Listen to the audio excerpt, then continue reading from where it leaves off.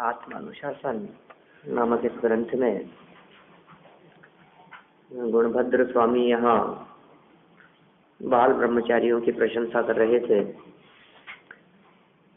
और इस प्रकार त्याग करते हुए पर द्रव्यों से भिन्न अपने आत्म स्वरूप को जानने वाले योगियों की प्रशंसा करते हुए कहा कि ऐसे योगी जीव परमात्मा बनने का रहस्य जानते हैं।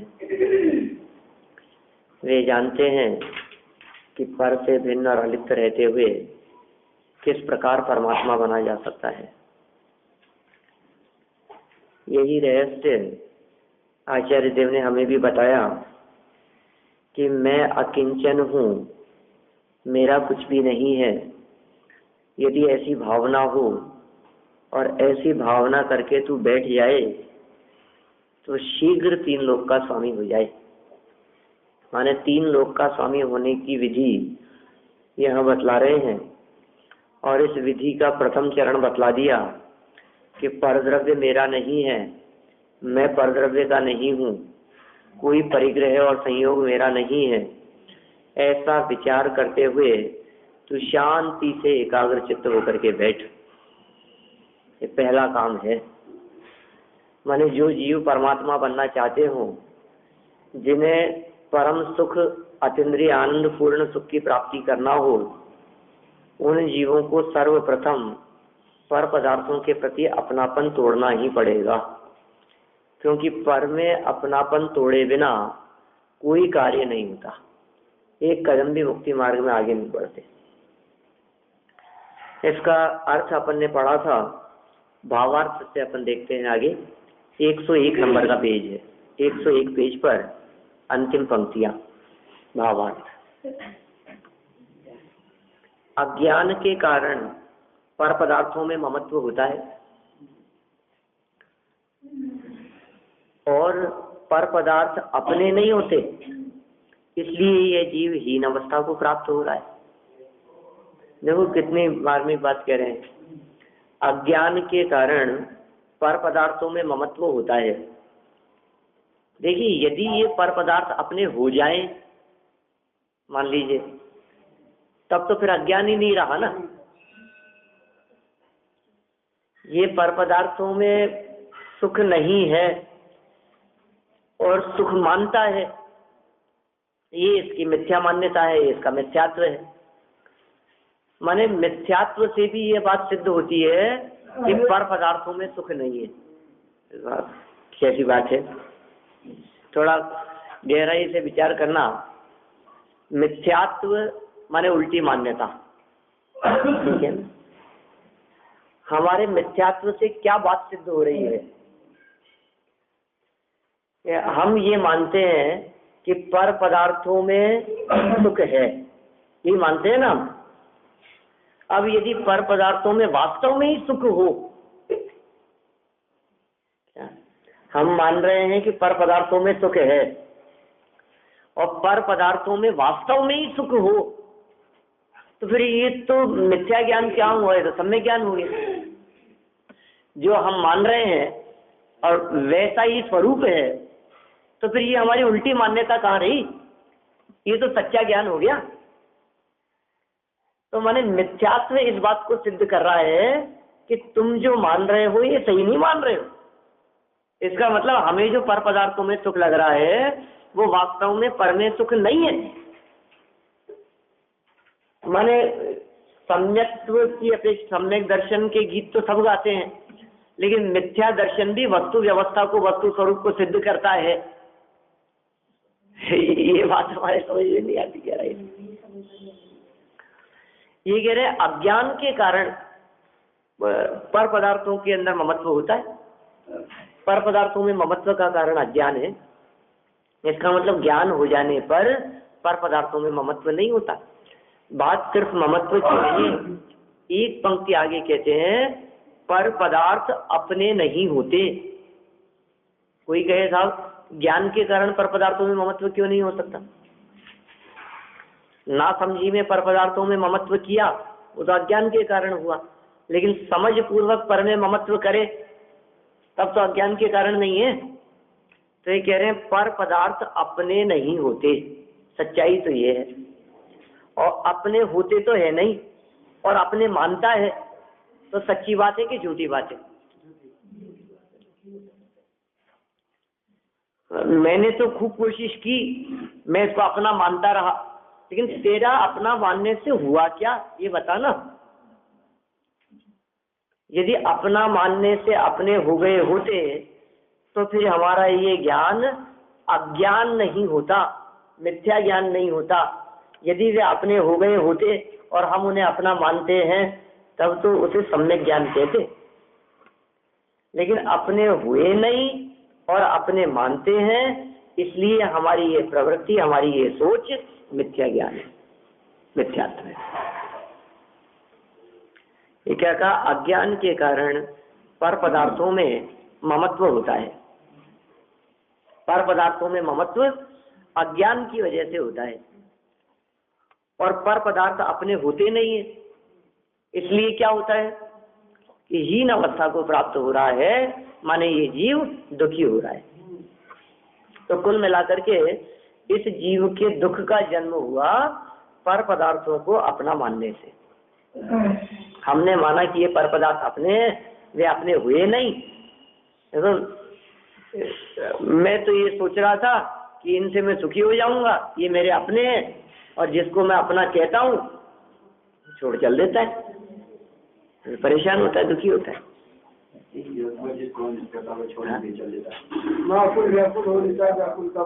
कितना सुंदर पंक्तियां पूजन के फल के छंद में लिख दी। जग में जिसको निज कहता मैं, वह छोड़ मुझे चल देता है। मैं आकुल व्याकुल हो लेता, व्याकुल का फल व्याकुलता है। बोलो आप। जग में अब जिसको निज कहता, निज हुआ नहीं, निज कहता, वो छोड़ के चल देता है। तो इसका मतलब मैं निज कहता रहा और वो निज का हुआ नहीं। अपना यदि हो जाता तो छोड़ के क्यों जाता? फिर परिणाम क्या निकलता है? आकुल व्याकुल हो लेता। मैं आकुलित होता रहता हूँ, मैं परेशान होता रहता हूँ कि ये छोड़ करके क्यों जा रहे हैं, हे भगवान बचा लो इनको, ये जाने नहीं चाहिए, अरे अरे मत जाओ आप। ये आकुल व्याकुल हो जाता। उसका फल क्या निकलता है? व्याकुल का फल व्याकुलता है, और अधिक व्याकुलित होता रहता है। ये कह रहे हैं इसलिए ये जीव हीन अवस्था को प्राप्त हो रहा है, हीन अवस्था को प्राप्त होने का अर्थ हम कर सकते हैं सीधा सीधा कि ये जीव दुखी और परेशान पीड़ित हो रहा है। हीन अवस्था को प्राप्त होने का अर्थ हम कर सकते हैं कि ये जीव मनुष्य पर्याय से नरक निगोद में जाने के काम कर रहा है, इसका नाम है हीन अवस्था। हीन अवस्था को प्राप्त हो रहा है का अर्थ क्या करेंगे, निगोद में जाने के काम कर रहा है अपने मिथ्या मान्यता के कारण। संसार को अपना बना रहा है, अपना मान रहा है, सुखी होने की कल्पना कर रहा है, इससे क्या होगा, नरक निगोद में जाएगा। परंतु आप देखिए, परमात्मा होने की बात कहते हैं, परंतु जब यह जीव ऐसी भावना करता है कि परद्रव्य मेरा नहीं है, तब इसे परम उदासीनता रूप चारित्र होता है। इसका मतलब ये हुआ कि जो चारित्र है, ये चारित्र पदार्थों को छोड़ने और ग्रहण करने की वृत्ति का नाम नहीं है, क्योंकि यहाँ स्पष्ट कह दिया इन्होंने, जब ये जीव क्या करता है, ऐसी भावना करता है कि परद्रव्य मेरा नहीं है, तो चारित्र हो गया। परद्रव्य मेरा नहीं है ऐसा मानना, उसका नाम सम्यक दर्शन। परद्रव्य मेरा नहीं है ऐसा जानना, उसका नाम सम्यक ज्ञान। और परद्रव्य मेरा नहीं है ऐसी अंदर में चलने वाली निरंतर बहने वाली भावना धारा, उसका नाम सम्यक चारित्र।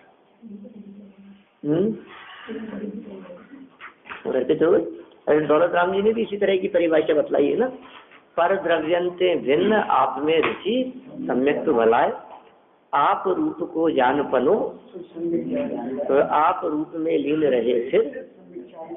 और इन्हीं पंक्तियों को अपन लिखे हिंदी में ऐसे लिए, पर द्रव्य से भिन्न अपने आत्मा की रुचि सम्यक दर्शन है, पर द्रव्य से भिन्न अपने आत्मा का ज्ञान सम्यक ज्ञान है, और पर द्रव्य से भिन्न अपनी आत्मा में लीनता सम्यक ज्ञान। वही लिखा है दौलत राम जी ने, और वही बात यहाँ कह रहे हैं कि सम्यक चारित्र की व्याख्या करते हुए क्या कह दिया कि पर द्रव्य मेरा नहीं है, ऐसी जो भावना निरंतर चल रही है, इस भावना का नाम चारित्र है। तो फिर पर द्रव्य से उदासीनता रूप चारित्र प्रकट होता है। कोई व्यक्ति ऐसी बात कहे कि साहब आप तो भावना ही भावना की बात करते हो, और बिना छोड़े भी चारित्र हो जाएगा क्या? अतः चारित्र के लिए छोड़ना तो पड़ेगा ना।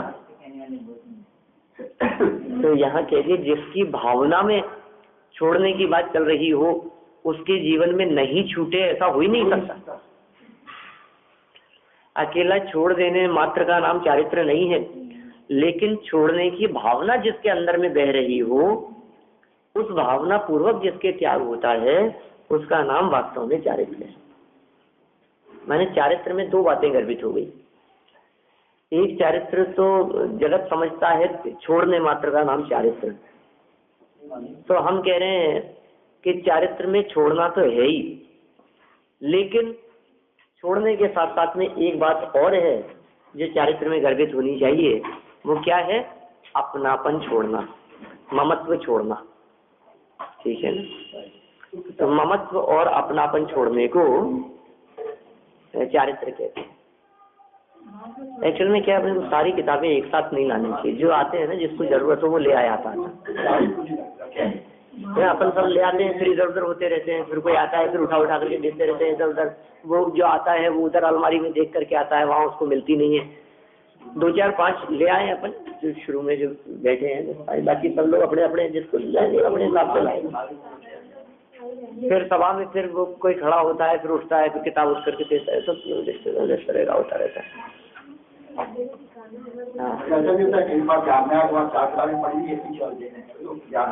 हाँ, चलिए कोई बात नहीं, मेरे को विकल्प आया बीच में, इसलिए कई बार होती है ऐसी बात। हाँ नहीं, लेकिन देखिए ऐसा भी है ना कि अपनापन छूटे बिना यदि छोड़ दिया तो उसे त्याग नहीं कहते। पहले अपनापन छूटे। देखो ऐसी चर्चा की है, मिथ्यात्व का परित्याग कर हो नग्न पहले भाव से, आज्ञा यही जिन देव की, फिर नग्न होवे द्रव्य से। अष्टपाउड़ की गाथा है आचार्य कुंद गोस्वामी की।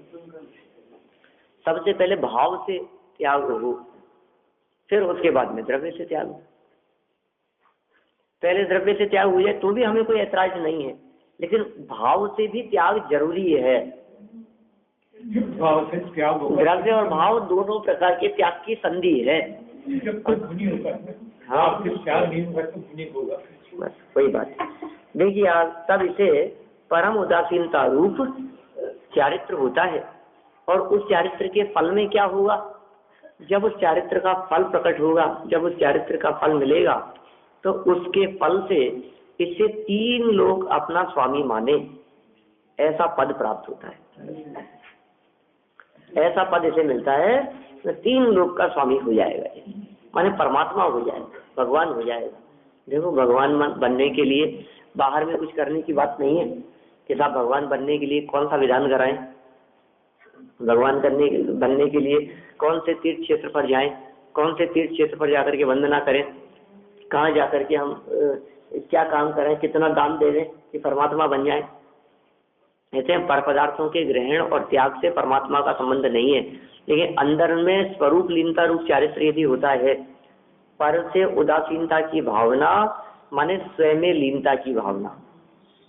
अस्ति नास्ति पर कथन होते हैं ना, तो पर से उदासीनता और स्वयं में लीनता ये एक ही बात है, ये 2 बातें नहीं है।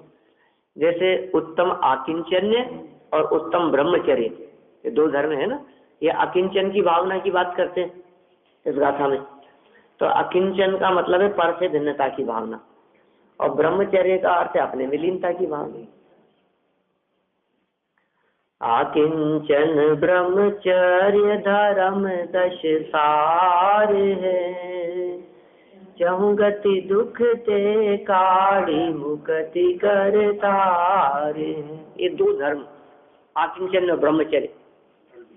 बाकी तो त्याग है, उपाव है, नहीं जो उनकी चर्चा की। ये आकिंचन और ब्रह्मचर्य नाम के जो 2 धर्म हैं, ये 2 धर्म सब धर्मों के सार है, 10 धर्मों के सर्वोत्कृष्ट हैं। इनमें सब बातें आ गई। अब इनमें कुछ नहीं बचा कि ये ऐसे क्या धर्म है ये, कि वास्तव में ये 2 नाम कहे हैं, दोनों एंगल अलग अलग हैं, लेकिन बात एक ही है। तो फिर 2 धर्म हो गए क्या? कि धर्म 2 नहीं है, धर्म तो एक ही है। 10 भी धर्म नहीं है। उत्तम क्षमा मार्दव आर्यवादी जो है, ये 10 धर्म भी नहीं है, तो लक्षण मात्र।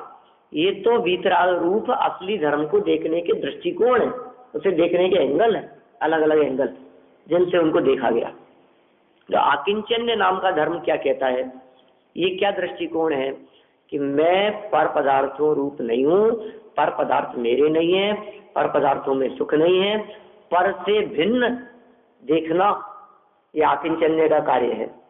पर से भिन्नता आकिंचन्य है, और अपने में लीनता वो ब्रह्मचर्य है। पर से भिन्न दृष्टि पर से भिन्न हुई तो फिर दृष्टि गई कहाँ? या अपने में। और ऐसा कहें कि अपने में लीनता ब्रह्मचर्य है, तो मैं अपने में जब लीनता हुई तो पर से भिन्नता हो गई, उसका नाम आकिंचन। इसलिए ध्यानाचार्य जी ने कह दिया आकिंचन ब्रह्मचर्य धर्म 10 सार है, चहु गति दुख से काढ़ी मुक्ति करतार। काम तो एक ही, ये दोनों बातें अपने को यहाँ देखनी है। इसमें काम तो एक ही करना पड़ता है, दूसरा इन्होंने कह दिया पर से उदासीनता रूप चारित्र ये परमात्मा बनने का रास्ता है। इसका मतलब ये जब पर से उदासीनता हुई तो अपने में लीनता हुई।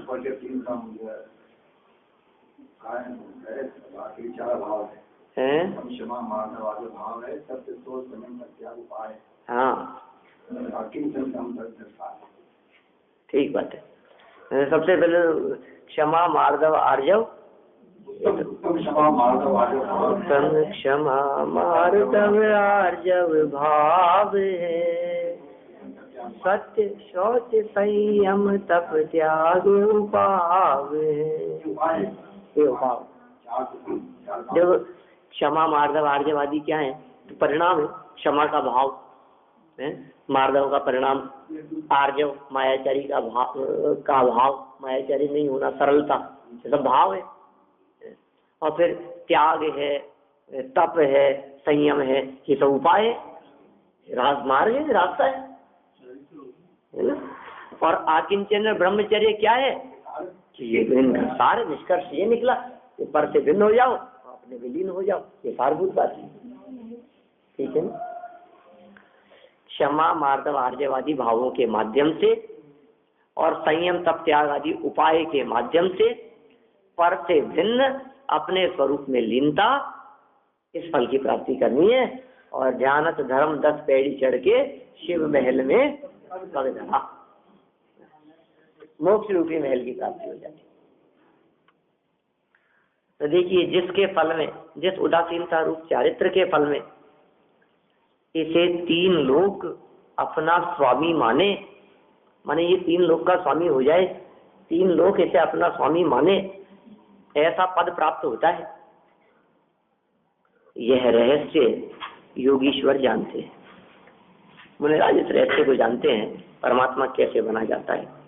वही हमने तुझे कहा है, तू भी ऐसी भावना कर, ऐसी शिक्षा हम तुझे देते हैं। भावार्थ में कह रहे हैं टोडरमल जी, योगीश्वर इस रहस्य को जानते हैं। आप जानते ही हैं क्या कि योगी जन तो उस रहस्य को जानते भी हैं, मानते भी हैं, स्वीकार भी करते हैं और अपने में लीन होकर के और उस परमात्मा पद की प्राप्ति भी कर लेते हैं, परमात्मा बन जाते हैं। सभी ने यही काम किया।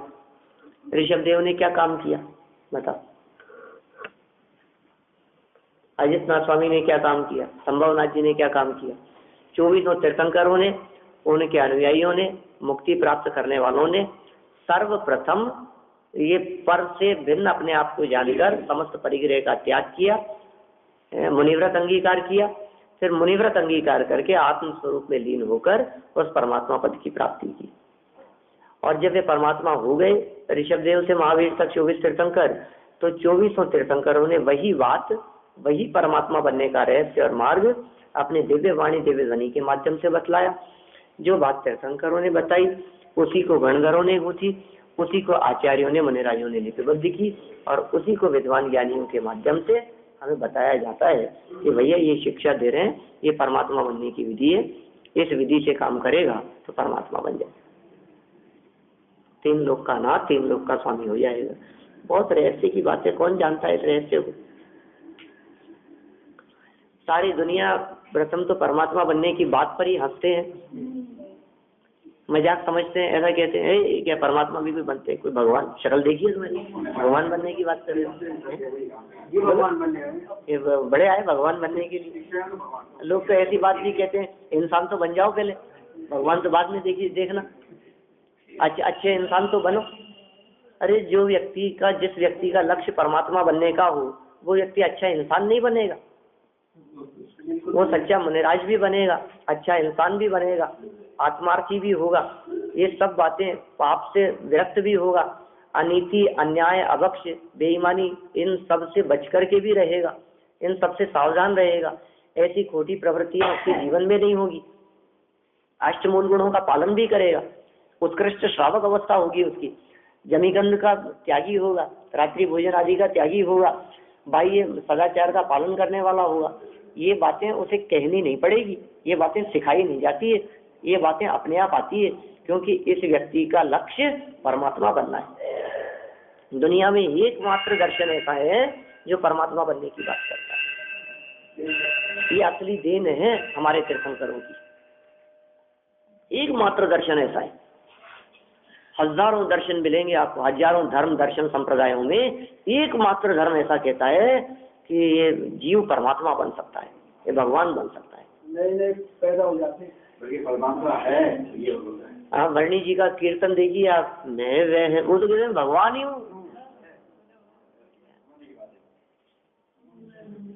वर्णी जी क्या कहते हैं, सहजानंद जी वर्णी, मैं वह हूँ जो है भगवान, जो मैं हूँ वह है भगवान, अंतर यही ऊपरी जान, वे विराग यह राग विधान। बोलो, अंतर तो ऊपरी ऊपरी है, अंदर में तो भगवान ही है। जो अंतर क्या बात करते हो आप अपने आप को भगवान कहते हो? भगवान कपड़े रखते वाले होते हैं, भगवान परिग्रह वाले होते, हमारे भगवान तो बीतरागी होते, हमारे भगवान तो सर्वज्ञ होते। तुम अपने आप को बीतरागी सर्वज्ञ मानते हो क्या? साफ साफ अंतर नहीं दिखाई दे रहा है? वो भगवान कैसे दिखते हैं और तुम कैसे दिख रहे हो? तुम कह रहे हो जो मैं हूं वह है भगवान, अपने आप को भगवान कहते हो। अंतर नहीं दिख रहा है क्या? हाँ हाँ दिख रहा है, ऊपरी ऊपरी अंतर है। ये पर्याय में अंतर दिखाई दे रहा है वर्तमान में, और वो जो अंतर है ये अंतर मिटा और मैं भी परमात्मा हो गया। इसलिए पूजन में आते पंक्तियां ऐसी, प्रभु तेरे मेरे अंतर को अविलंब निरंतर से भर दो। क्या अंतर मिट जाए तुम्हारे और मेरे बीच का। उनके भी जब अतीत को देखते हैं हम, तो ऐसी अवस्थाएं तो थी उनकी। महावीर स्वामी के 10 भाव पहले जाकर के देखो, पार्श्वनाथ के 10 भाव पहले जाकर के देखो, नेमिनाथ के, किसी भी तीर्थंकर आदि के प्रथमानुयोग के ग्रंथों में जब हम उठा करके देखते हैं, सब अवस्थाएं हमारी जैसी दिखाई देती है। आज वे परमात्मा हो गए, हम यही है, तो बन सकते हैं कि नहीं? ऊपरी अंतर को मिटाओ, माने रागादि को दूर करो, विषय कषायों से निर्वृत्त हो, अपने स्वभाव में लीन हो और बन जाओ परमात्मा। ये परमात्मा बनने का ये रहस्य, ये साधारण चीज नहीं है, ये रहस्य की बात है। ये रहस्य समझ में नहीं आता जगत जनों को। उनको तो ये लगता है कि परमात्मा में कुछ नहीं रखा है, तुम तो बस अच्छे इंसान बनो। मतलब छोटा लक्ष्य, हम तो कहते हैं छोटा लक्ष्य बड़ा अपराध है। छोटा लक्ष्य होना ही नहीं चाहिए, लक्ष्य तो वहीं का हो और फिर कदम उस दृष्टि से बढ़े, फिर संयम और साधना के मार्ग पर कदम बढ़ते चले। साधना के रास्ते किसके लिए? मुक्ति पथ के लिए। ये रास्ते किसके लिए है बोलो? ये साधना किसके लिए है? पहले लक्ष्य तो हो। अभी सच्ची बात तो ये है कि हम रोजाना पढ़ते सुनते हैं, लेकिन हमारा लक्ष्य ही नहीं है परमात्मा बनने का। अभी आपसे पूछे कि आपका क्या लक्ष्य है, बस सुख शांति से लाइफ बीत जाए, और क्या है? अच्छी नौकरी लग जाए, अच्छी नौकरी लग जाए, अच्छी नौकरी लग जाए, घर में बस घर में सुख शांति रहे हमारे। तो और क्या चाहिए रहा अपने को? अपने पास में सब कुछ है, बस एक बेटा है, ये थोड़ा सा सही रास्ते पर चल जाए, फिर अपने ये संभाल ले बिजनेस, फिर अपने को क्या करना है? अपने तो बस कट रही है और कट जाएगी थोड़ी सी, मैंने हमारी कट रही है, काट रहे हैं, थोड़ी और कट जाएगी ऐसे। अब अपने को क्या है? ठीक है, तो ये स्वाध्याय करके भी ये परमात्मा बनने का रहस्य आचार्यों के माध्यम से जान करके भी इस तरह की बात करते हो। भगवान बनने जन्मे हम, भगवान बनने के लिए हमारा जन्म हुआ है, तो फिर बन जाओगे क्या? रास्ता तो यही है, इस भाव में न सही कोई बात नहीं। हम जानते हैं इस भाव में परमात्मा अवस्था की प्राप्ति नहीं हो सकती है। मार्ग तो पकड़ ही सकते हैं। परमात्मा न बन सके, मुनिराज तो बन सकते हैं। कि मुनिराज भी बनने का मार्ग नहीं है, रास्ता नहीं है। यहाँ इस पंचम काल में, इस अवसर्पणी काल में 6वें 7वें गुणस्थानवर्ती भावलिंगी अवस्था तक की प्राप्ति संभव है, हो सकती है। उससे ऊपर यहाँ इस समय पंचम काल में श्रेणी चढ़ने का विधान नहीं है। इस पंचम काल के जीव श्रेणी नहीं चढ़ सकते, इसलिए 8वें गुण 7वें गुणस्थान से ऊपर वाले जो गुणस्थान है, 8वां 9वां 10वां, उपशम हो तो 11वां और शफक हो तो 12वां, लेकिन कहते हैं ये अवस्था नहीं होती है तो 7वें तक तो होती है, 6वें 7वें गुणस्थान तक तो होती है। 6वें 7वें गुणस्थान वाले मुनिराज तो आनंद का उपभोग करते हैं, परम आनंद का। तो कम से कम लक्ष्य परमात्मा बनने का रखें और भावना मुनिराज बनने की भाएं अभी, क्योंकि यदि इच्छति दुख परिमोक्षम परिवज्यतु सामुंडम, आचार्य कुंद प्रवचन सार की वो गाथा, मूल गाथा में ये बात कह रहे हैं आचार्य देव हे जीव, यदि तू सुखी होना चाहता है, यदि तू आनंदित होना चाहता है, यदि तू अतीन्द्रिय आनंद का खूब रसास्वादन करना चाहता है, तो क्या कर कि मुनिव्रत अंगीकार कर, ऐसा उपदेश दिया है। एवं पण में सिद्धे जिनवर वस है पुणो पुणो समणे परिवज्जदु सामण्यम, परिवज्जदु अंगीकार कर, सामण्यम सामान्य को, यदि इच्छति दुख परिमुखम, यदि तू दुखों से मुक्त होना चाहता है तो मुनिव्रत अंगीकार कर, ऐसा कहा है उन्होंने साफ साफ। तो अब बोलो कौन कौन चाहता है? अरे नहीं राव, कहाँ आप भी, हम तो पहले ही जानते थे, ये थोड़ी बहुत दिन जा करके सुन लिए तो फिर ये तो सब घर गृहस्थी सब छुड़ा देंगे हमारी, है ना, ये सब त्याग करा देंगे। इसलिए हमको तो पहले ही जब हमने आना शुरू किया था तब हमको खूब समझाया था घर वालों ने, आप कहाँ जा रहे हो, आप ये धर्म के चक्कर में मत उलझो, क्या सब छोड़ छाड़ करके क्या मुनि बनना है क्या तुम्हारे को कोई? और आ गई ना, देखो वही बात भैया, सच्चे सुख का मार्ग तो यही है, सच्चे सुख का रास्ता तो यही है। ये रास्ता तो संयम के माध्यम से होकर के गुजरता है, जो मुक्ति तक जाता है। बाहर में कष्ट दिखते हैं लेकिन अंदर में अमृत की धारा बहती है। बाहर में जिनके तन पे न तार, वो अंदर में जिनके आनंद अपार, ऐसे मेरे मुनिवर हैं बारंबार, ऐसे हैं हमारे मुनिराज, बारंबार उनके चरणों में नमस्कार करते हैं। तो क्या बतला दिया है भैया, 3 लोग तुझे अपना स्वामी माने, में भी हमें ऐसा लगता है 3 लोग स्वामी मानेगा क्या? सच बताओ, हम कहते तो हैं त्रिलोकीनाथ त्रिभुवन तिलयम देवम,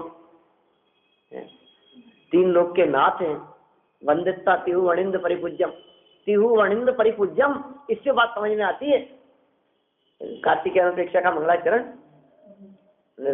रोजाना बोलते थे अपन तो, तिहुवण तिलयम देवम वंदिता तिहुवणिंद परिपूज्यम, और फिर आगे की पंक्ति तो क्या, वोच्चम अणुपे आओ भव्य जनानंद जर्नी, तो उन्होंने अनुपेक्षा संबंधी बात की।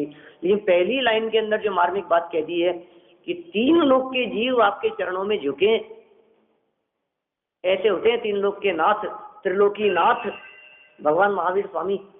सच में 3 लोक के जीव झुकते हैं क्या उनके आगे? तब सच बताना, 3 लोक के नाथ हैं क्या वो? कभी कभी ऐसा लगता है अपने को, कौन कौन भगवान मानता है? मुसलमान भी महावीर स्वामी को भगवान मानते होंगे क्या? दूसरे धर्म संप्रदायों वाले गाय भैंस कुत्ता बिल्ली उनको भगवान मानते होंगे क्या? आप 3 लोग के नाथ कैसे कह रहे हो? आपने कह दिया और हम मान लेंगे, आप कुछ भी फेंके जाओगे गप्पे हैं। आपने कह दिया 3 लोग के नाथ, हमें 3 लोग के नाथ, 3 लोग के नाथ कहाँ है बताओ तो सही हमारे को। ऐसे होते हैं क्या 3 लोग के नाथ जिनको कोई नाथ ही नहीं माने? ऐसे होते? ऐसा नहीं है भाई साहब, 3 लोग के जीव उनको अपना नाथ मानते हैं। हमारे बगल में शर्मा जी रहते हैं, वो तो उनको भगवान मानते ही नहीं है। तो तुम्हारे शर्मा जी की क्या वक़्त है बताओ हमारे को, उनसे क्या लेना देना है, वो माने चाहे नहीं माने। अच्छा एक बात बताओ हमारे को, हिंदुस्तान का नाथ कौन है? नाथ बोले तो है राष्ट्रपति, प्रधानमंत्री, जो आप कहो। मालिक है कि नहीं है? शासक है कि नहीं है? सर्व प्रभुता संपन्न है हिंदुस्तान की दृष्टि से, बराबर। इसका मतलब हिंदुस्तान का बच्चा बच्चा उसको अपना मानता होगा, स्वामी मानता होगा। अरे हजारों लाखों दरिद्री फुटपाथ पर घूमने वाले नहीं गाली देते हैं, नहीं उनको पता तक नहीं है कि प्रधानमंत्री कौन है। ख्याल में आ रही है बात? सामने आए तो पहचाने नहीं, नाम उनका जानते नहीं, फिर भी आप उनको हिंदुस्तान का स्वामी कहते हो कि नहीं कहते हो? समझदार पढ़ा लिखा व्यक्ति, देखो अनपढ़ गंवारों से मतलब नहीं है क्या, लेकिन पढ़े लिखे समझदार लोग उन्हें अपना नाथ मानते हैं कि नहीं मानते, ये महत्वपूर्ण बात है ना। तो हम ये कह रहे हैं हमारे आस पड़ोस वाले दीन दरिद्री परिग्रहों में फंसे हुए जगत के जीव, विषय कषायों में उलझे हुए जीव, उन्हें परमात्मा मानते हो चाहे नहीं मानते हो, लेकिन देवगति के जीव, मनुष्यों का प्रधान चक्रवर्ती, तिर्यंचों में प्रधान, क्या, और अधोलोक में रहने वाले असुर कुमार आदि देव, ऊपर देवलोक के जीव, मध्य लोक के चक्रवर्ती आदि ऐसे महापुरुष, 63 चलाका पुरुषों में जो अन्य पुरुष हैं, 169 महापुरुष हैं, वो सब जो पदवी मुख्य है। अरे साधारण व्यक्ति माने चाहे नहीं माने, लेकिन तुम्हारा राजा उनके चरणों में झुकता है ना, फिर क्या रह गया वो? आप प्रधानमंत्री को जानते हो या नहीं जानते हो कोई बात नहीं, लेकिन आपने जिसको वोट डाल करके चुना है, उसने तो उसको वोट दिया है, उसने तो उसको, वो तो उसको उनको अपना स्वामी मानता है। तो आपके जो नगर के राजा हैं और उन राजा के जो राजा हैं और उनका राज्य जिनके अधीन है, ऐसे चक्रवर्ती सम्राट 32,000 राजा जिनके अधीन है, वो सम्राट जिनके चरणों में झुकते हैं, वो जिनको नाथ मानते हैं, तो बात गर्भित हो गई कि नहीं उसके अंदर? ये बात अपने आप शामिल हो जाती है उसमें। इसलिए भैया यहाँ जो 3 लोग के नाथ पने की जो बात चल रही है, ये बात वास्तव में काल्पनिक बात नहीं है, ये सच्ची बात है ये। क्योंकि देवगति के जीव, ऊर्ध्व लोक में रहने वाले और मध्य लोक में रहने वाले जीव और अधोलोक में रहने वाले असुर कुमार, इस प्रकार 3 लोक के जो प्रमुख प्रभुत्वशाली जो जीव हैं, वे उनको नाथ मानते हैं। इसलिए वास्तव में भगवान महावीर स्वामी त्रिलोकी नाथ है, 3 लोक के नाथ है। बात ऋषभ देव से महावीर तक के जो 24 तीर्थंकर हैं, ये 24 के 24 तीर्थंकर इसलिए त्रिलोकी नाथ हैं और वे इस रहस्य को बतला रहे हैं। तुम भी इस रहस्य को जान लो, तुम भी परमात्मा बन जाओ। दुनिया में कौन मिलेगा ऐसा जो ऐसा रहस्य बतलाएगा दूसरे जीवों को, जिस रहस्य के माध्यम से अपने समान बन जाए? कोई नहीं बताता है साहब। आप यदि बिजनेस करते हैं तो अपने बिजनेस सीक्रेट्स बतला सकते हैं किसी और को? नहीं। बहुत सारे ऐसे लोग हैं जो बता ही नहीं सकते, और कदाचित बताएं तो उसको बताते हैं जो दूसरी जगह जाकर के बिजनेस करेगा। मेरे बराबर में शोरूम खोल रहा हो उसी चीज का, और मुझसे पूछे कि माल कहाँ से खरीदते हो, कितने का खरीदते हो, क्या हमें भी बता दो, मैं भी खरीद लिया करूँ। सवाल ही नहीं है, तो कंपटीशन है अपना। मेरा बिजनेस चौपट करना, अपना बिजनेस चौपट कराना है क्या?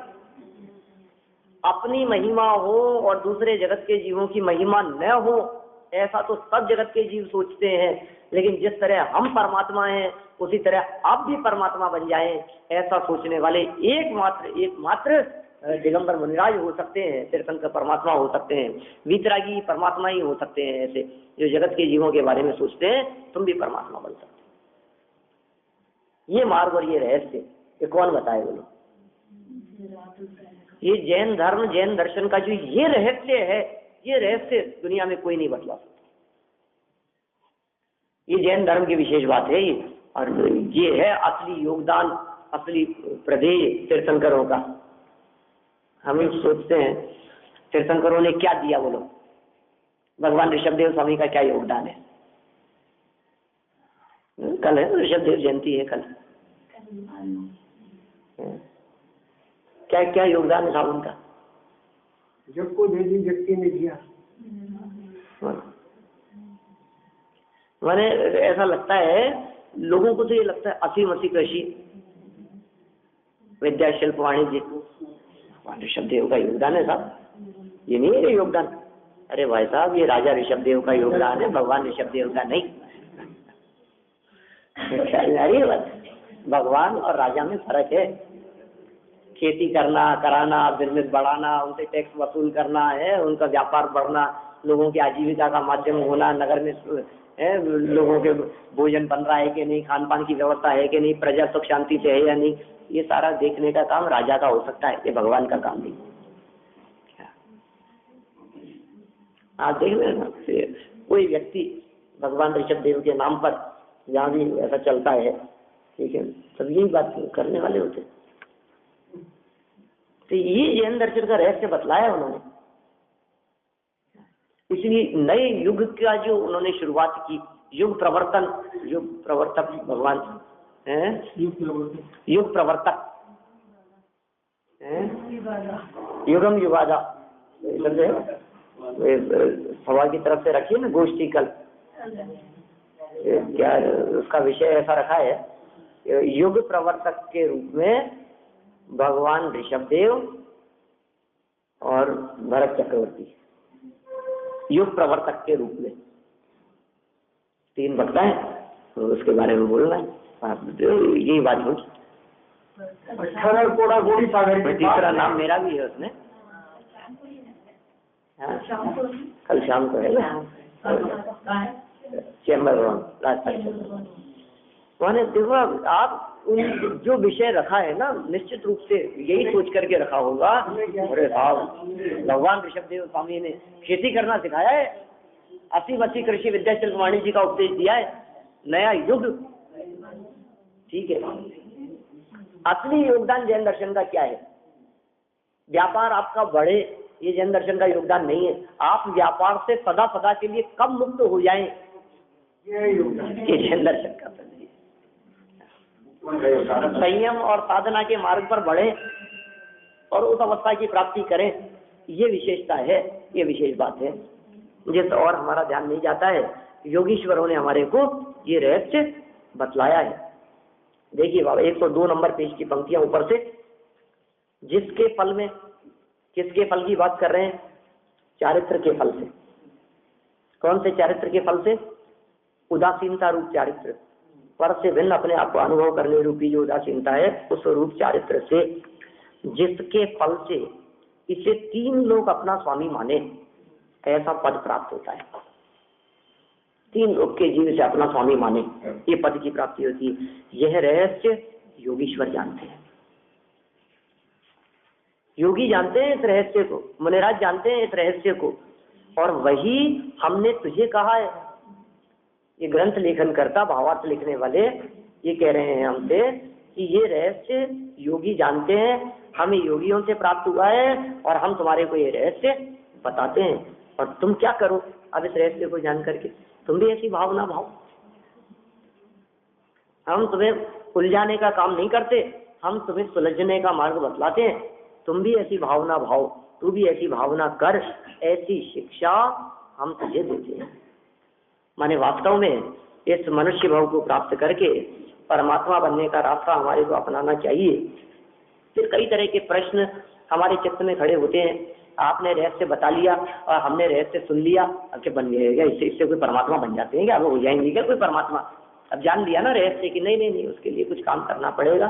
क्या काम करना पड़ेगा? किस विधि से होता है? मनुष्य पर्याय से जो ये काम हो सकता है, इसलिए मनुष्य पर्याय कितनी दुर्लभ है, इन सब बातों की चर्चा इन्होंने आगे तप करने की प्रेरणा देते हुए आगामी छंद में दी है। और अपन इस छंद की चर्चा और इस श्लोक की चर्चा कल करेंगे। अपना समय लगा।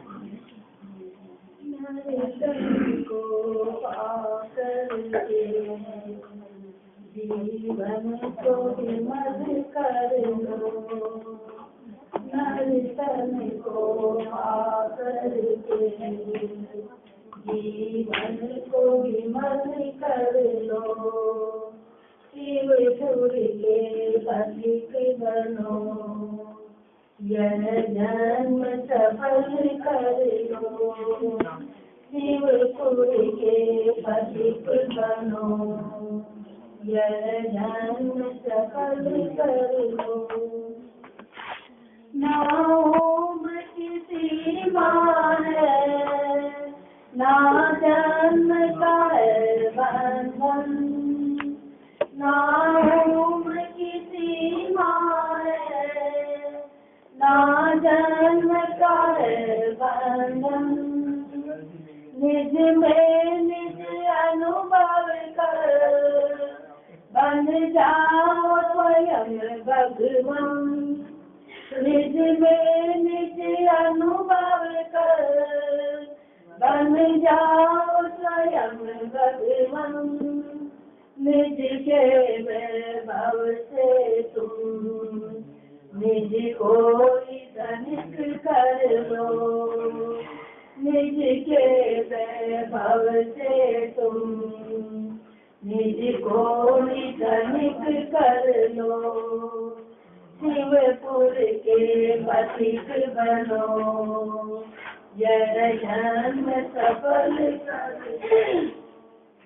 चारों ही गतियों में, चारों ही कथाओं ने, चारों ही गतियों में, चारों ही कथाओं ने तुझे खूब रुलाया है, तुझे खूब भ्रमाया है, तुझे खूब रुलाया है, तुझे खूब भ्रमाया है। अब मानुष तन पाकर यह जन्म सफल कर लो। अब मानुष तन पाकर यह जन्म सफल कर लो। शिवपुर के पथिक बनो, यह जन्म सफल कर लो। पर जग पर भावों को तू निज का जान रहा, पर जग पर भावों को तू निज का जान रहा। निज को तू भूल रहा, पर को निज मान रहा। निज को तू भूल रहा, पर को निज मान रहा। अंतर में दृष्टि बदल, अब भेद ज्ञान कर लो। अंतर में दृष्टि बदल, अब भेद ज्ञान कर लो। शिवपुर के पथिक बनो, यह जन्म सफल कर लो। नर तन को पाकर के जीवन को सफल कर लो। ज्ञानी के ज्ञान से सूझे लोकारो, सो वाणी मस्तक रहूं, सदा देखूं, सदा देखूं।